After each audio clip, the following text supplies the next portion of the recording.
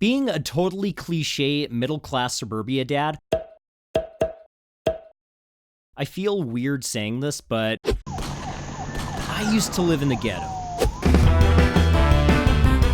So you remember in the last video when I talked about how my first job was at a giant football stadium? Well, this was literally right next door to that stadium. Before I go any further, I need to explain how this is going to work, okay? All of these stories are 100% true and are rather interesting, but the problem is none of them are really that funny. So instead of relying on the story itself to end on a funny punchline, I'm going to force an awful punchline for each one, and it's going to be terrible, and if you don't like it, well, go make a better cartoon yourself, because this is what you get. We good? Okay, let's do this. Enter the ghetto. In the ghetto, in the ghetto.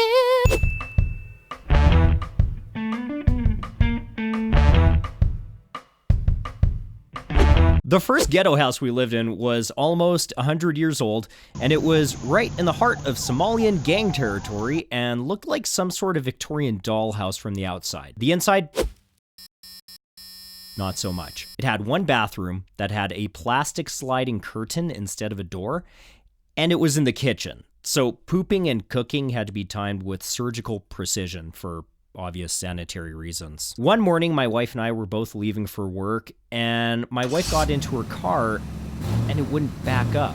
So I took a look and there was a cinder block jammed underneath the rear bumper. So I pulled it out, and then this happened.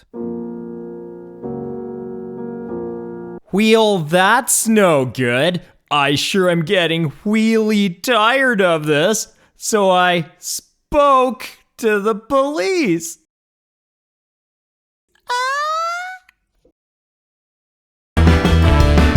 So let's fast forward a few months. My wife and I had our first child. So one night, my wife had plans to go out with her friends.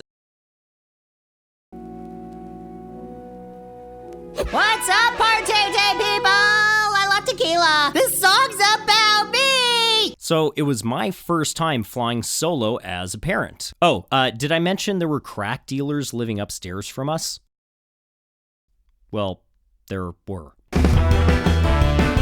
And honest warning, crackheads are going to be the central theme of this video, so... don't do drugs, kids, otherwise one day an animator may YouTube about you.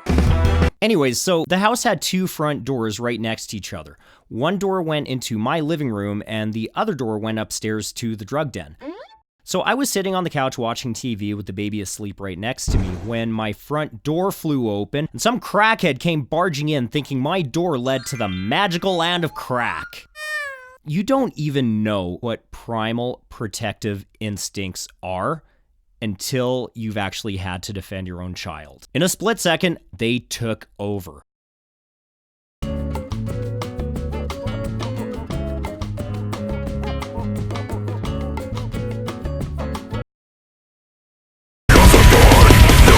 With absolutely blinding adrenaline, I straight up Sparta kicked this guy right in the chest, out the door and down the stairs. He sure got a real kick out of the situation.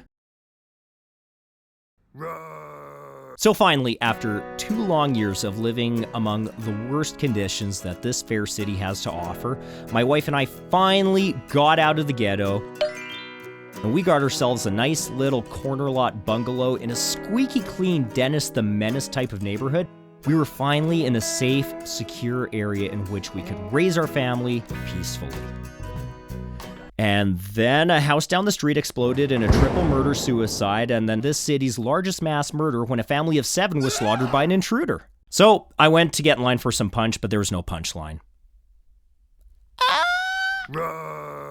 Thanks again so much for watching, you guys. I know I say that all the time, but it means everything to me that you guys do watch and enjoy these videos, because otherwise, what am I doing this for, right? Yeah, who wants to waste their time? Not me. No, I mean, you can waste your time. I'm not your dad. I don't care. I don't think I'm your dad. Anyways, if you would be so kind, spread this like wildfire, you know? Or like herpes, if you prefer that. Like, herpes spreads too.